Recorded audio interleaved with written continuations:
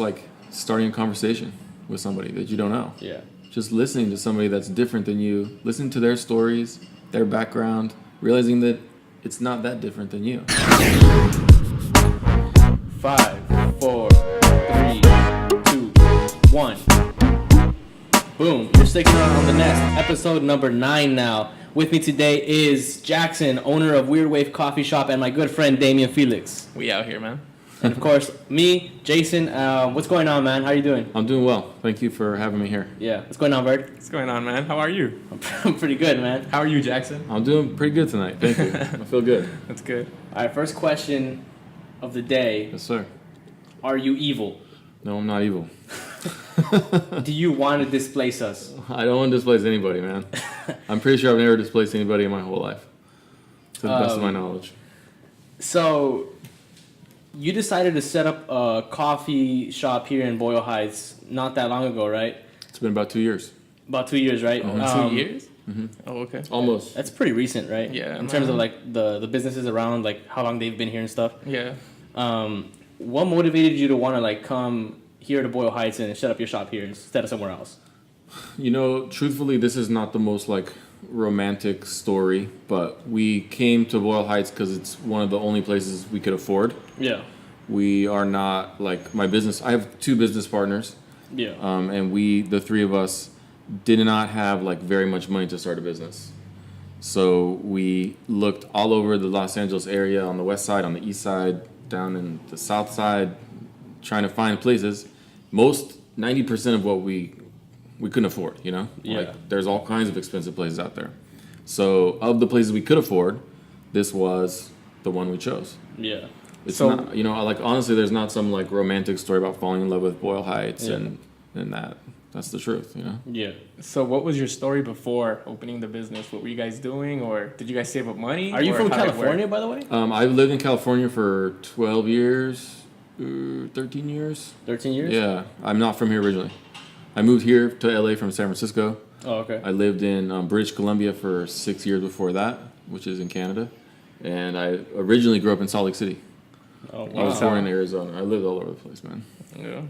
That's pretty crazy, man. That's very different from where you are now, right? Yes. And I noticed that your shop's not just a coffee shop anymore. It's also coffee and pizza, right? So I rented the kitchen of my coffee shop out to a pizza maker. Yeah. Because we have a huge kitchen that we didn't use it very much. Because we make when coffee. I saw that, I was like, that's a little, like untraditional, like coffee and pizza. Yeah. That's like your main thing now. So it's kind of weird, Like I've never seen that before. I've never seen like a coffee vendor start selling pizza at the same time. For sure. Yeah. It's pretty crazy. It's unique. Yeah.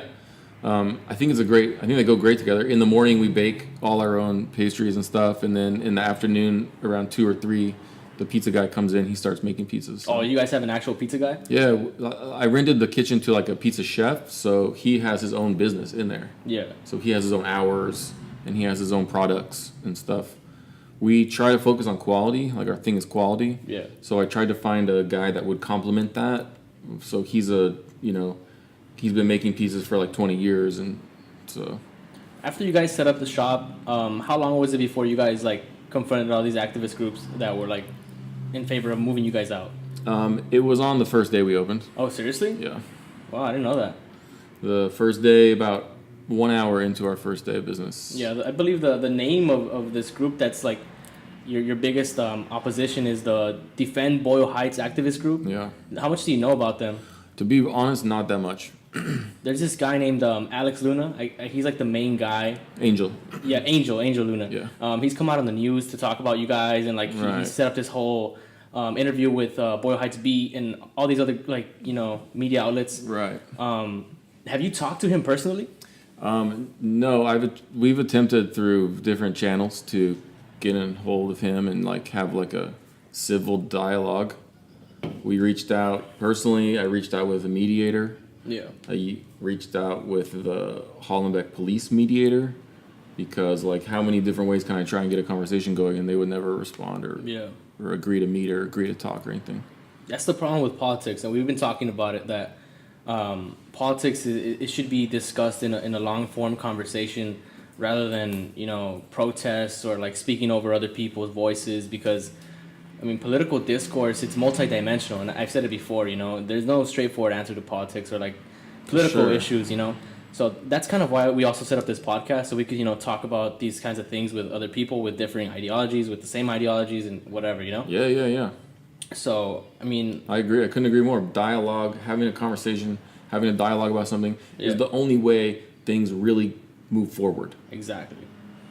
Yeah, so that's why we wanted to bring you out here instead of, like, you know, protest or, like, you just protest against the other groups, because I as a person that believes in local businesses, I think that what you're doing here is pretty good. You're bringing in diversity. You're bringing in a new culture that we're not really used to, and I think that's why we're so uncomfortable with your presence here, is because you're different than every other person here. Sure.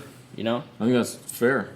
Man, they're trying to help out the community. I saw this post you guys had where if you brought in your report card and you guys had higher than a 3.5, Yep. you'd give them a free drink. Yep. Like, I just thought that was so cool. Oh yeah, Yeah. you guys do that? Yep. Damn, that's pretty cool, You man. have to bring your report card. It has to be current.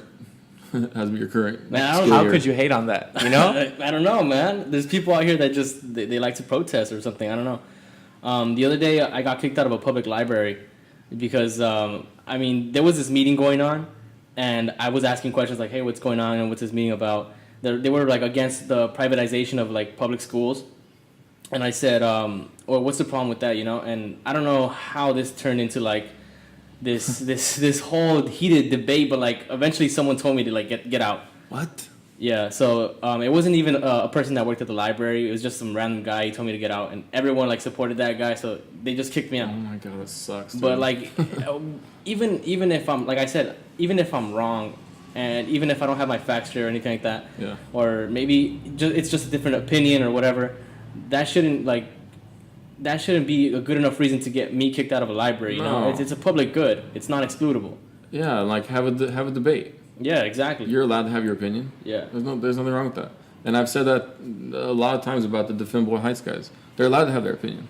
Yeah. It's all good. It's healthy to have an opinion, even if I don't agree with it. But that doesn't give anybody the right to try and enforce your opinion on others. Yeah. That's not how freedom of speech works. And it's your business is a little bit more. Your situation was a little bit more extreme than mine because you've actually had to deal with like vandalism and stuff.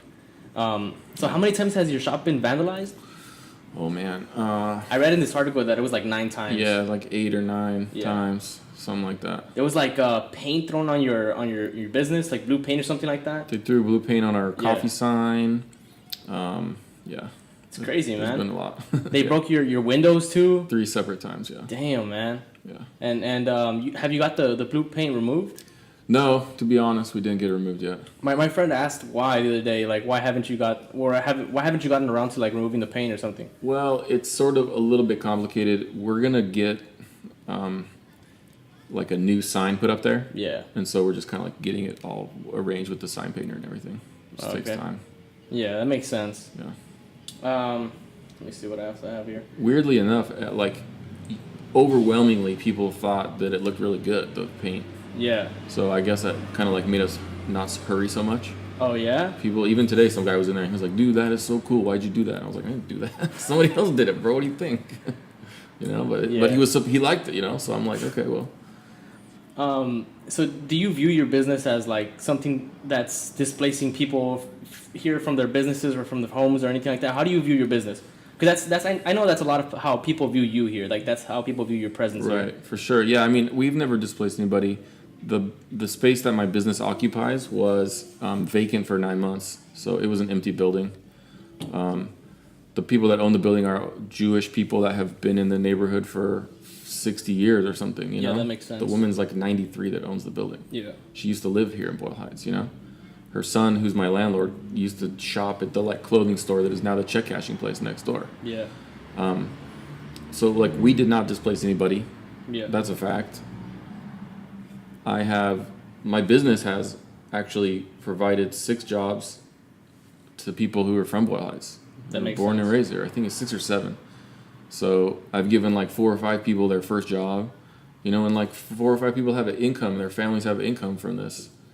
So like we make it a point to hire locally. I think it's really important to do that. We would do that anyways. Like there's a lot of stuff that we do, like giving students report card, you know, like a reward for it, we would do that kind of thing anyways. That's kind of people we are. Yeah. Would you guys open a separate shop also in Boyle Heights, or would you look to open somewhere else? It would just be a business decision. If we found a location that was like really good in Boyle Heights, totally. Yeah. But it would not be a decision based on like people trying to like smear our name or anything like that. Yeah. You described your business as a mom and pop shop anyway, so it's not like a major chain business. No. So not at all. I mean, it's pretty much just it works like any other local business here would work or function. You're not displacing anybody. You're just a white guy here with a business here, right? Yeah, pretty much. And the thing that bugs me a lot is that lately there's been a lot of like white antagonism. Like people say that you can't be racist towards a white person, which I think is totally like dumb. Like I'm pretty sure you believe that too, right? That doesn't make sense. That makes no sense to me. Like you could be racist to anybody, like regardless of their race. So you could be racist towards a white person because I mean, what is racism? Racism is like when you discriminate someone based on the color of their skin or their group, right? Yeah, 2 points. One, there's a lot of racism towards whites in other countries like Egypt and lots of spots in Africa where there's little pockets of like Christianity in an otherwise very like black or Middle Eastern environment. Yeah. There's a lot of racism towards whites in those environments. Two, it's kind of weird saying this as a white person, but I get the frustration towards whites in this country. I get it. Yeah. White people have done some fucked up shit. And I'm not one of those white people, and I'm probably one of the rare white people that's not like that, Yeah. But you're gonna throw the baby out with the bathwater if you take it out on all white people. Yeah. You need to look at people individually. Exactly. There's good people and there's messed up people. That's it. Yeah.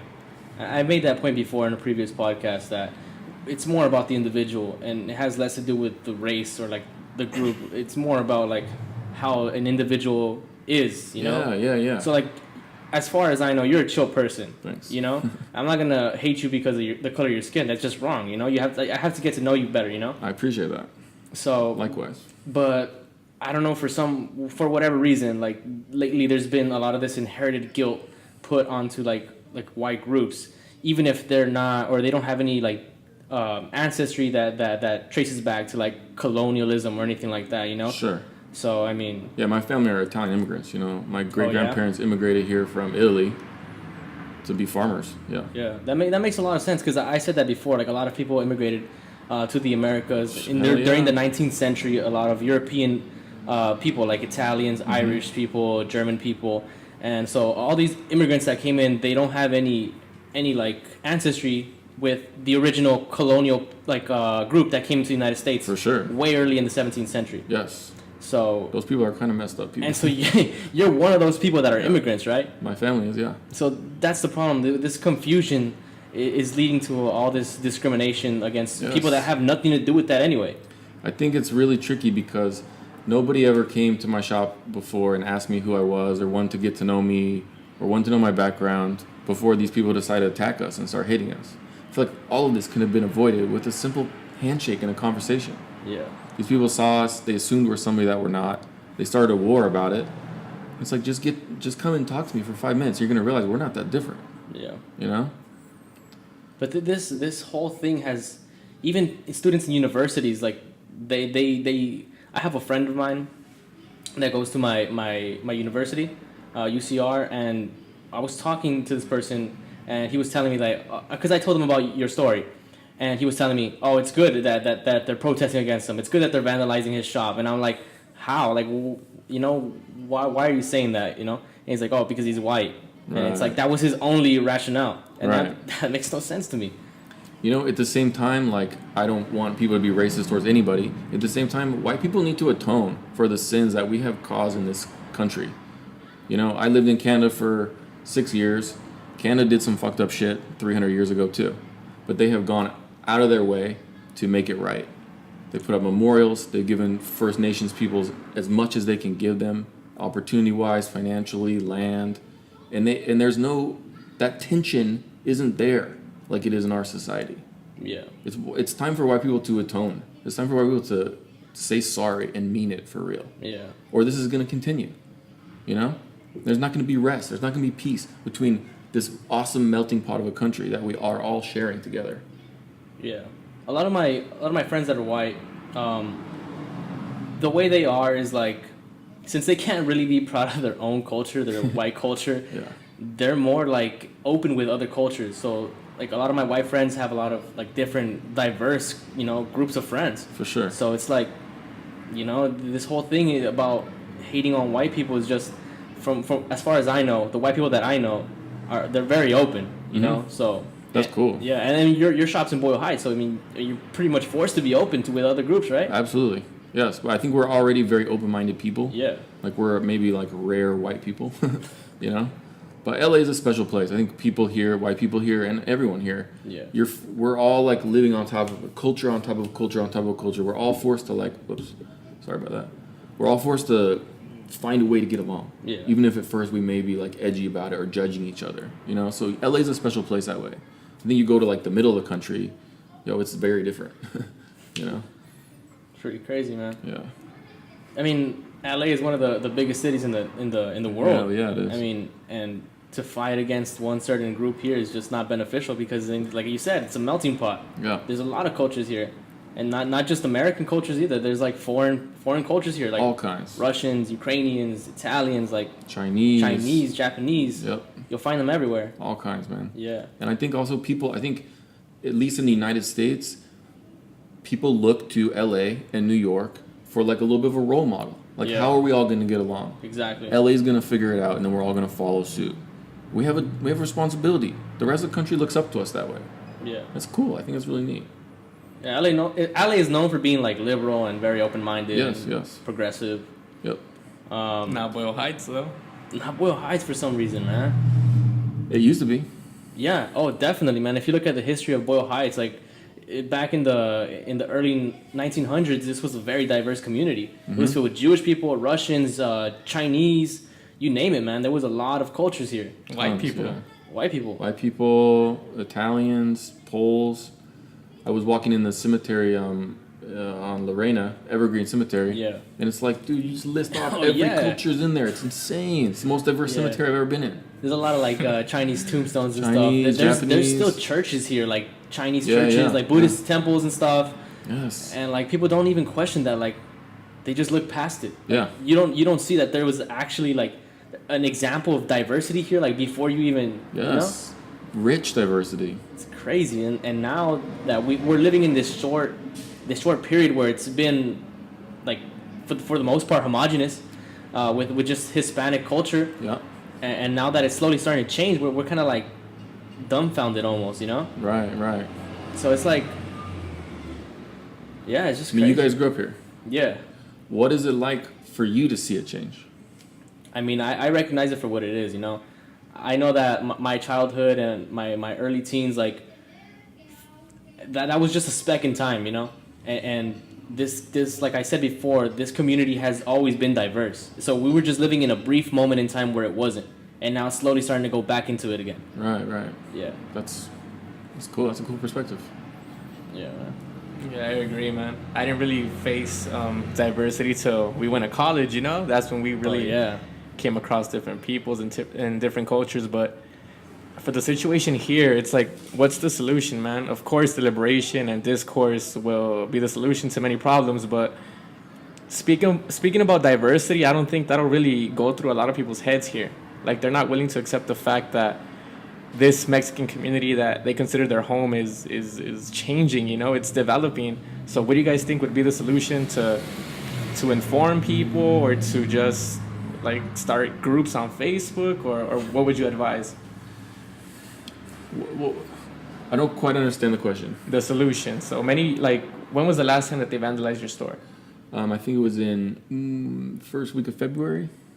February? Yeah. Damn. It's not that long ago. A little, like 6 weeks, yeah. And that thing you said about when they kicked you out of the library, like, is there a lack of information here, or a lack of perspective? What do you think it is?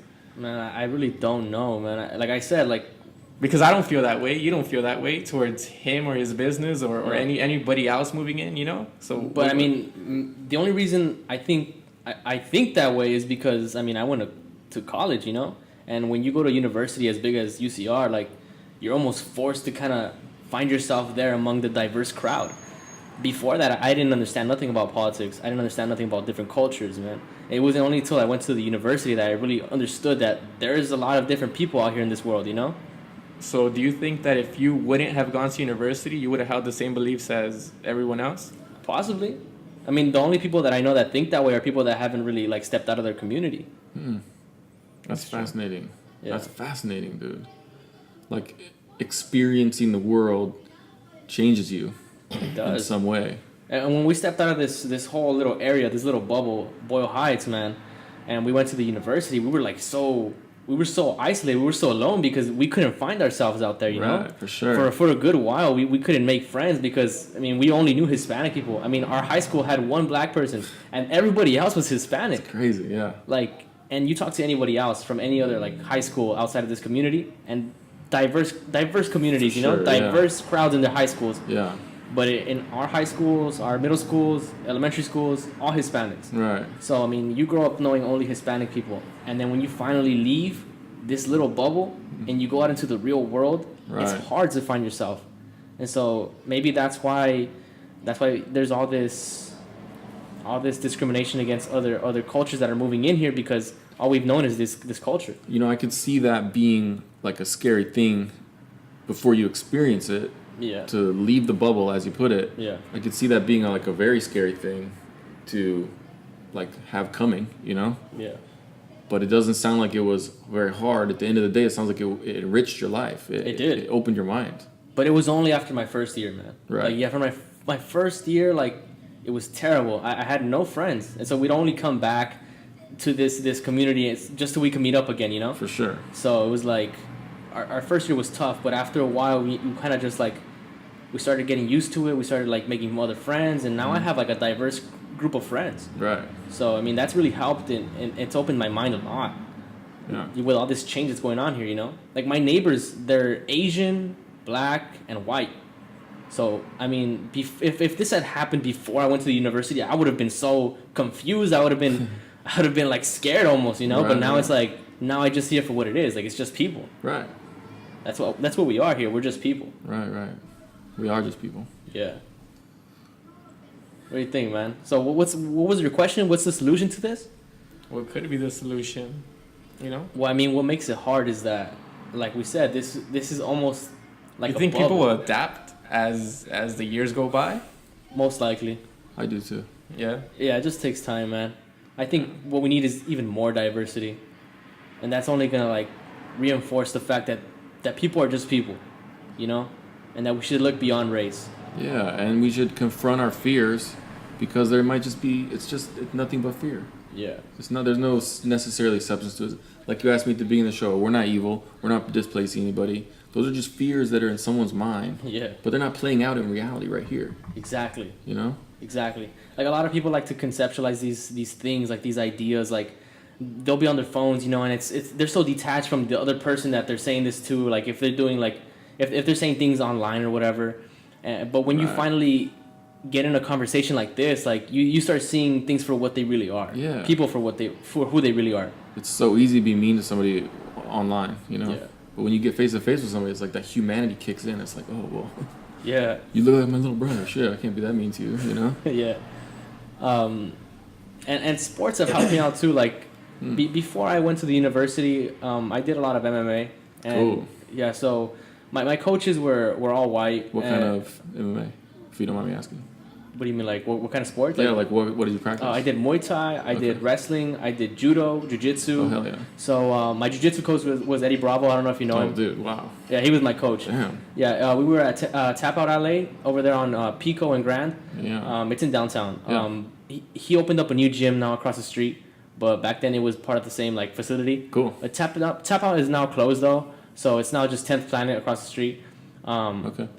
Yeah, but like I used to like train with a lot of like Norwegian guys, Swedish guys, like because they're all into this stuff, you know. Right. So like It's crazy. that kind of like eased my way a little bit into like other cultures, you know. For sure. But for someone that's never experienced other cultures, that's just been here, that probably even just after high school just got a job here, like, I mean, how are you gonna, you know, combat those kinds of fears that they have in their head? Maybe just like starting a conversation with somebody that you don't know. Yeah. just listening to somebody that's different than you, listening to their stories, their background, realizing that it's not that different than you. Yeah. That's what I think. Like you said, that guy Angel Luna, the one of the members of this coalition that's fighting against people like you, he never had a chance to talk with you, right? I think he's had plenty of chances. Oh, but I mean, he never actually talked with you. Nope. So that's like, what do you do with people that don't want to have conversations like that? That's a really hard question. Yeah. I don't know what to do. There's a point where you realize that this person isn't really wanting to learn or grow. Yeah. They just want to hate. You know that saying, like, people just want to see the world burn or whatever, you know? Yeah. There are people like that, I think, and I don't know if, I'm not saying Angel's one of those people, I've never talked to him. But I know for sure he's had plenty of chances to say whatever was on his mind, and he's chosen not to talk. I know that. I mean, when we first got protested, we were getting interviewed by, like, every news outlet nationally, like New York Times. Yeah, I saw you guys on YouTube. All these fools came through, yeah. So, and every single one of them reached out to him and them, and none of them would return the calls or comment. And they said, we don't speak to the media unless it's a sympathizing, left-leaning media outlet. Oh, seriously? Yeah. So, and it's like, my thing is like, why do you go and protest somewhere? Protesting is kind of a sacred right in this country, man. Yeah. Protesting is very important to the democratic process. And people protest because you have something to say that is very important and which no one will listen to. Yeah. And so you're forced to protest. You say, you have to listen to me. I must stop what you're doing so you hear me. Yeah. And so these people protested. Everybody stopped. We all went, okay, what's up? Like, let's hear. And then they didn't have anything to say. So we're like, well, what the hell are you doing, man? You know, why are you protesting my business? Everyone's listening. The media's listening. The news has the cameras rolling. Speak your mind. What is it? And they were like, oh, never mind. Damn, man. It's frustrating. That's what it is, man. It's frustrating. Yeah, like discourse is a very important underlying value of democracy, you know? Yes. That's the way that's what democracy should be. Like, you guys talk and share ideas, and if you guys don't share the same ideas, then try to find common ground, you know, and then absolutely. build from there. Yeah, absolutely. I find it impossible to believe that I'm not going to find some common ground with any person I talk to. Yeah. That would be impossible. That's hard to do, you know? Yeah. You got to go out of your way to be that kind of person. A lot of people here are closed-minded, though. Sure. And I think we've talked about it. You know how they follow certain pages on Facebook or on social media that just supports their ideologies, like the protesting private schools? I don't know what that whole group. Like, how do you even, you know, like, Right? you're basically going against a right, which is basically here. Like, he has the right to open a business here. He has the right to, well, basically do whatever he wants. If we can't accept that, it's like, that just shows that the Boyle Heights community is lacking something, you know? Yeah. And let me just say right now that has not been my experience. Even though a few people, like who you're talking about, maybe have protested and vandalized my shop a lot, I just want to point out that the vast majority of Boyle Heights has been amazing to us. Yeah. And has, like, I feel really, when we have these conversations, I feel like it's easy to talk about the antagonists and they get a lot of attention. But what doesn't get enough attention is that this community of Boyle Heights, as far as I'm concerned, has been incredible to us and supported us and shown up for us. Like, I could never have imagined that. It's been more of a gift than any of the damage from the coffee shop has caused. Yeah. And that, Who's this guy, Luna? it deserves to be said. Angel Luna, I think. That's his Who name. is he? He's a member of this coalition, the Defend Boyle Heights Union. And what do they do? But they protest, they vandalize like shops. Protest gentrification? Yeah, or yeah. Like they don't just target like coffee shops. I mean, they target like art galleries too in the area and stuff, and they vandalize their shops. So even though they don't admit to it, like they know that members of the group have done that. What the fuck, man? Like, wouldn't you be able to categorize a group like this, like with the KKK and shit like that? Because they're being racist against people who aren't quote unquote Mexican Boyle Heights, you know, person. I mean, what they stand for is like getting rid of like gentrification. That's right? their mission. Yeah.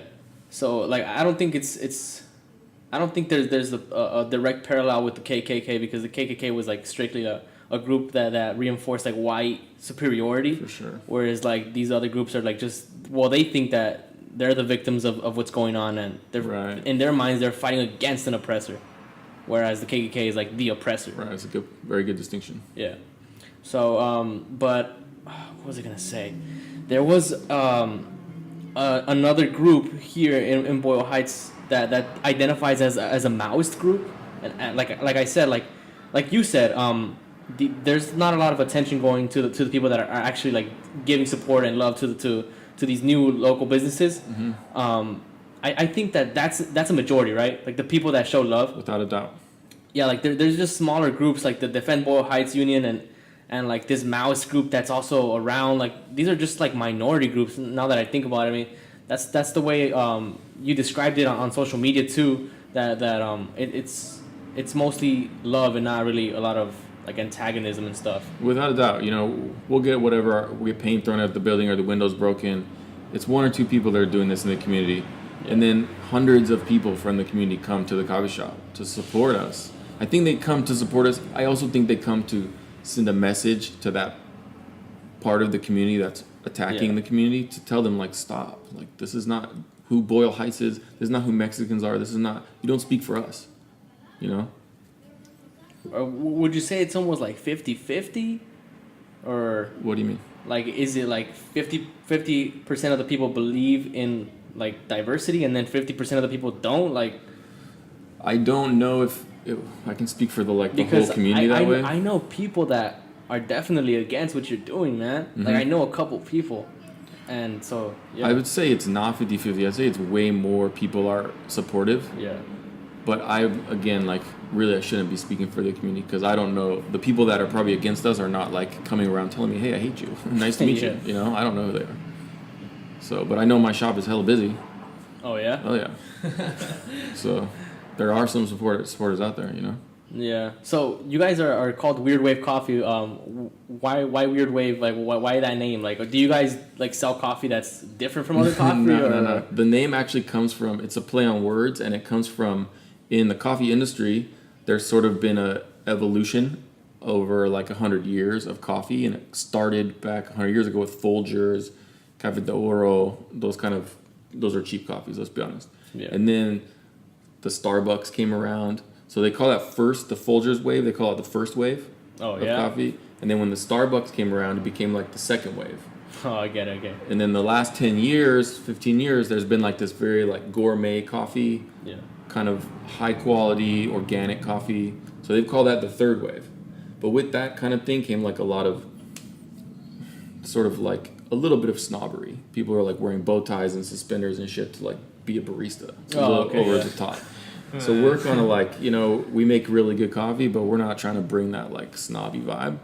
We wear t-shirts and we like want to be comfortable, and there's no dress code or anything at my shop. So we call it Weird Wave to kind of push back on that like elitist, pretentious tattoos and mustaches vibe. Oh, so you're full progressive, man. You're pretty full, much, yeah. you're like full liberal here. Like you don't believe in uniforms. You're not here, really, yeah. Free dress code, whatever. Yeah. So, what kind of coffee? Like, do you guys have like different coffees from around the world, or? Yeah, we do. We have coffee right now from Colombia and Papua New Guinea, and I have an Ethiopian coffee. Oh yeah, I heard that's the best coffee right there. The origins of coffee is Ethiopia. Yeah.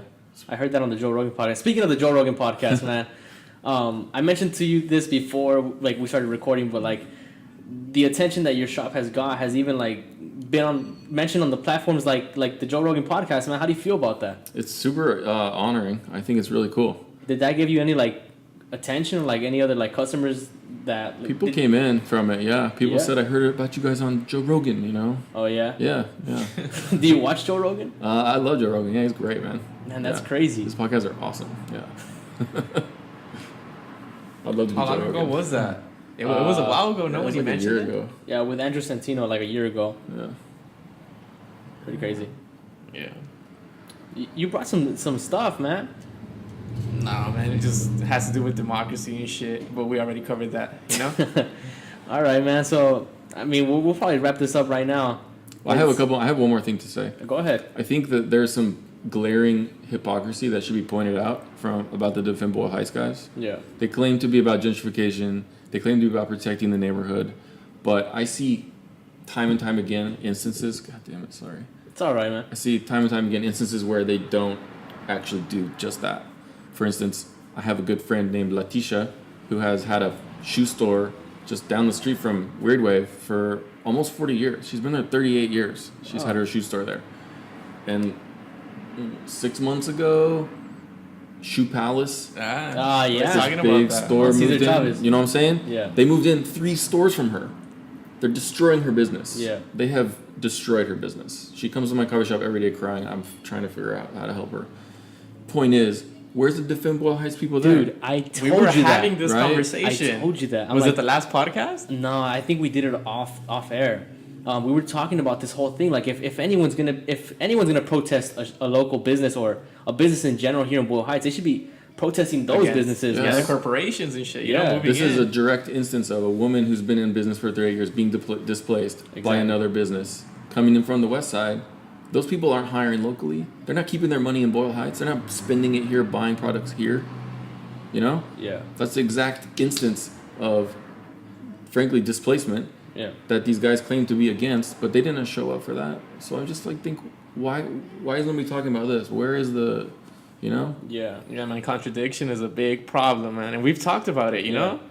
I mean, these media outlets, these this social media and all that does is amplify free speech. Mm-hmm. And when someone feels like speaking and doesn't understand the whole, political sphere or what's actually going on, this just causes mass confusion. Yes. So with social media comes also this mass polarization, mass confusion, mass political confusion more than Yes. anything. Just because they see that the Shoe Palace workers are Hispanic and that the workers at your shop are they're also Hispanic, right? Most of them, But yeah. the owner is white. They're gonna come protest you and not Shoe Palace, you know? And your biggest competitor should be the Starbucks around the area, right? And Right. there's 4. Yeah, there is. There's 2 or 3, yeah. So it's just all this contradiction and stuff. It's gotta stop, man. Yeah. This guy's a cool guy, man. Check him out. Weird Wave Coffee Shop. Thank you very much, bro. So I think we're gonna wrap this up, right? Yeah. Let me make one more point. Okay, go if ahead, I man. can, because I don't really ever get a chance to speak with the Defend Boyle Heights people. Obviously, there's no channel of communication. Yeah. Maybe they're going to listen to this. Let me just say, if I was in their shoes, instead of protesting businesses, instead of vandalizing the community, why don't you guys start making a heritage museum or some kind of organization or coalition to preserve the culture here, Yeah. so that as the neighborhood does change and diversify, the 40 or 50 years of Hispanic culture that's been here gets preserved. It's going to get lost in the fray. Damn, man, that's a You know? good idea. You have the resources, you have the people, you're getting money. Don't use that money to protest and vandalize. Use it to preserve the culture here. That's true. It's a no-brainer, Yeah. you know? Because this whole area is rich with murals, Dude, art everywhere. Nowhere else in the city, let Yeah. alone the country. Yeah, if you It's leave incredible. the city, you go to Riverside, you see none of that. Right. This whole area is rich with all that art. That's what I'm saying. And it is going to go away. They're going to paint over it. These businesses are going to come in. They're going to set up the shop here and they're going to get rid of all these art. And like you said, Yep. that's not a bad idea. A museum here that preserves the art, the culture, and everything. That's a Name pretty. it after Cesar Chavez. I mean, Brown Berets, 1969. The culture is so rich. Yeah. It absolutely deserves to be preserved. It deserves to be kept. And I fear it's going to get lost. And I'm not the person that's going to save it. I can't do that. Yeah. Somebody should step up and do it. Man, that's crazy. As a person from Boyle Heights, I had never thought of that. Sometimes it takes outside minds to come in and mix it up and Exactly. help people see things from Exactly, a different point of view. And that's why we wanted you on this podcast, because we wanted a different perspective, a different idea, a different mindset from the point of view of someone that's being affected by all these ongoing issues here. For sure, yeah. Yeah. Diversity is the spice of life, man. Yeah. All right, guys. So that's gonna be the end of this episode here on TheNest. Episode number 9 is now over. Make sure you guys go check this guy out. Weird Wave Coffee Shop on Cesar Chavez. You want to do a plug? No, not really. I don't know. Weird Wave Coffee Shop on Cesar Chavez, formerly known as Brooklyn Avenue, now Cesar Chavez. So yeah, that's about it, guys. That's a wrap. Thank you guys. Thank you guys very much for having me. Yeah, no problem, man. Anytime. That's Thanks. Awesome.